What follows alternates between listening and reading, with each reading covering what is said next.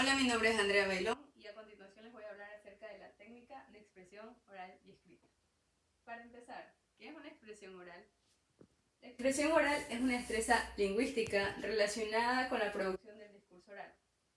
Es una capacidad comunicativa que abarca no solo un dominio en la pronunciación, del léxico y la gramática de la metalengua, sino también que es un conjunto de elementos socioculturales y pragmáticos. Por otro lado, tenemos lo que es la expresión escrita, que así como la expresión oral es una destreza lingüística, pero en este caso que se plasma en un sitio, puede ser en un cuaderno, en una hoja y en nuestros casos en la tecnología, pues en la computadora.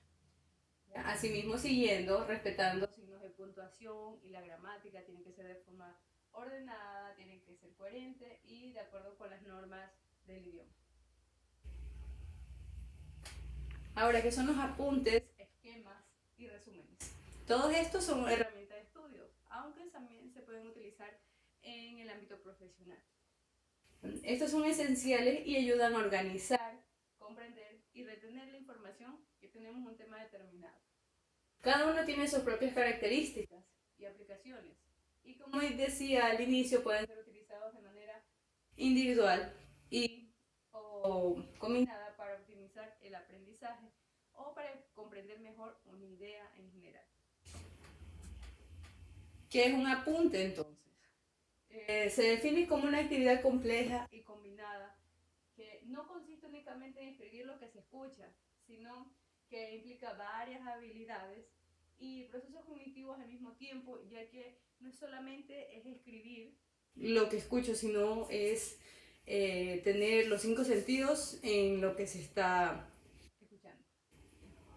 Ahora, ¿para qué nos sirven estos apuntes? Nos ayudan al aprendizaje de los contenidos, a facilitar la comprensión profunda, a analizar y organizar el contenido trabajado y representar la información para estudiar posteriormente, útil para la preparación de exámenes. Es por eso que muchos estudiantes utilizan esta técnica, ya que se les facilita la manera de estudiar, porque también saben subrayar o dentro de sus propias notas puedes tener ciertos símbolos, como yo decía anteriormente, subrayar para saber que esta información es importante o esta es una idea principal o esta es una secundaria que ya vamos a ver a continuación. Entonces, dentro de los pasos que tenemos para tomar los apuntes, primero debe existir la motivación, porque sin motivación pues el estudiante o la persona que va a tomar el apunte pues no le va a interesar y no va a tener los apuntes. Luego tenemos trabajar el vocabulario, ¿ya? Esto es importante porque dependiendo del tema, por ejemplo, si estamos en una clase de química, probablemente vamos a utilizar términos diferentes, entonces por eso es importante trabajar el vocabulario. Por otra parte, tenemos explicación con resúmenes parciales, así como la producción escrita. Y una revisión individual para finalmente tener la exposición oral. Y de esta manera nosotros podemos obtener nuestros apuntes. Ahora, dentro de estos apuntes también hablamos de métodos. Uno de ellos se llama método Cornell. ¿Y en qué consiste? Es el comúnmente utilizado porque simplemente colocamos el tema que estamos hablando en la parte de arriba y dividimos en dos columnas. En una columna podemos colocar las ideas, es decir, las ideas importantes, tal vez algunas preguntas guías, y del lado derecho yo voy a colocar transcripciones en la pizarra si es que estoy realizando, por ejemplo, una clase y como alumno estoy escuchando la clase dentro de un espacio físico, puede ser virtual también. Y también diagramas, apuntes generales. Al finalizar estas dos columnas, pues tenemos un espacio de resumen, que es donde como dice brevemente, resumen, valga la redundancia, con nuestras propias palabras, todo lo que logramos obtener de la clase. También tenemos el método outline, que es un contexto, características y autores. Como tenemos aquí la imagen, pues tenemos el tema principal que se divide en una main point 1 o un punto principal 1 y luego tenemos subtemas para llegar a una información clave y luego de esta información clave tenemos las ideas principales y luego las notas. Y esto es ideal para tomar notas estructuradas durante la lectura especialmente. Por otro lado tenemos este método FLOW, que significa adquirir, entender, explorar, depurar y aplicar. Y por último, las técnicas de apuntes. Es importante cuando nosotros somos estudiantes, más que todo, cuando estamos en una clase y escuchamos muchos términos de manera repetitiva, podemos utilizar símbolos o abreviaturas. Como en este caso, podemos destacar 3 tipos de abreviaturas. Una son las abreviaturas comunes y estas son conocidas por casi todas las personas, como por ejemplo el nombre de algunos profesionales, los títulos de algunos profesionales como ingeniero, que podemos abreviar como ING punto, doctor DR punto, o también como dirección, que sabemos que la abreviación es DIR punto. Esos son algunos de los ejemplos de estas abreviaturas comunes. Ahora tenemos las abreviaturas personales. Estas se utilizan cuando la palabra es muy frecuente y es utilizada. Y por ejemplo, estoy hablando de la célula. Entonces decimos, la célula es la unidad básica de la vida. La célula tiene estos elementos. La célula animal tal cosa. Entonces, para referirme a célula, podría yo utilizar simplemente la letra C. Entonces, cada vez que se repita la palabra célula, ya estaría yo creando mi propia abreviatura. Y así al momento de estudiar, pues yo ya entiendo que la C significa tal palabra y bueno, ya la relaciono. Y por último tenemos estas abreviaturas combinadas, que son las que recurren a la ayuda de signos de puntuación. Por ejemplo, para referirnos a un porqué, sería una XQ, ¿verdad? O cuando decimos que, podemos colocar una Q y una comilla, o cada uno, cada mes, C/U o C/M. Ahora tenemos estos consejos para tomar apuntes. De ley tenemos que llegar preparados a las clases, es decir, tener nuestra hoja, nuestro cuaderno, esferos, ¿ya? Y escucha activamente, no es solamente estar en el aula, sino también escuchar, ya concentrarnos en el tema que nos están explicando. Por otro lado tenemos toma nota de forma organizada. Podemos organizarlo también por secciones o podemos identificar al inicio de la clase, por ejemplo, yo voy a utilizar el resaltador verde para las ideas principales, el morado para las secundarias y así, entonces podríamos organizarlo de esa manera. Y luego vamos a recuperar los apuntes después de clases. ¿Esto qué significa? Pues que cuando se termina la clase no es que solamente vamos a coger y a guardar el cuaderno, sino que repasemos ese día lo que hemos aprendido.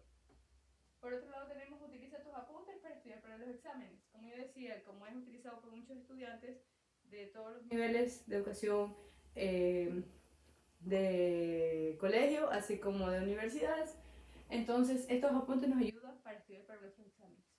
Y por último, releer los apuntes. Es muy primordial porque es la manera en cómo se nos van adquiriendo los conocimientos y más si lo hacemos clase con clase, pues cuando lleguemos a estas evaluaciones sumativas o exámenes finales, pues sería más fácil de estudiar. Ahora, tenemos lo que es un esquema. Como vemos en la imagen, el esquema es una representación gráfica de la asociación de ideas y conceptos que se relacionan entre sí y entre los que se establecen relaciones jerárquicas. Es por eso que tenemos el tema principal en la parte superior y luego que se desglosan otros dos, en este caso dos cuadritos, que serían las ideas secundarias, principales. Tenemos título y tenemos ideas principales. Y más abajo tenemos la explicación de esas ideas principales, podría ser, o la explicación de los conceptos. Ahora, ¿cuáles son estas ventajas de nosotros elaborar este esquema? Pues bien, mediante un esquema nosotros tenemos una visión general del texto. También ordenamos jerárquicamente las ideas del texto y también así contribuye a que estemos más centrados, fomenta la capacidad de síntesis, es decir, resumir y favorecer el repaso, ya que al ver un gráfico es visualmente más fácil estudiar. Se nos pueden quedar mejor las ideas porque igual puede llevar algunos colores. Ahora, los esquemas en la lectura son muy utilizados, ya que por medio de un solo vistazo que obtenemos, ya vemos la idea clara, es decir, de manera general del tema, seleccionando y profundizando en los básicos. Ahora, facilita la comprensión lectora y la comunicación, porque disminuye el caos o la desviación de la lectura. Entonces tenemos las habilidades necesarias para elaborar estos esquemas. Primero es necesario realizar una lectura comprensiva, porque aquí nosotros tenemos que identificar, que conocer lo que estamos leyendo, reconocer y captar también.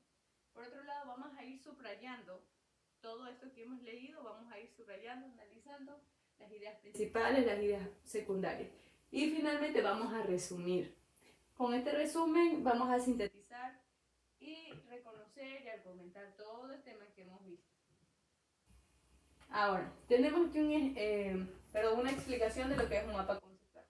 En primer lugar, nosotros tenemos que identificar la idea principal, es decir, ¿cuál es el tema principal? ¿Qué es lo que voy a tratar?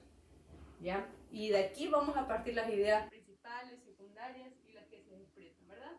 Normalmente en el mapa conceptual va en el centro, puede ir hacia arriba. Ahora, tenemos que definir las ideas secundarias, ¿ya? Estas son relacionadas. Estas normalmente van debajo, obviamente, de las ideas principales, ¿sí? O pueden ir alrededor si es que yo tengo mi mapa conceptual, el tema en el centro. Tenemos que utilizar conectores.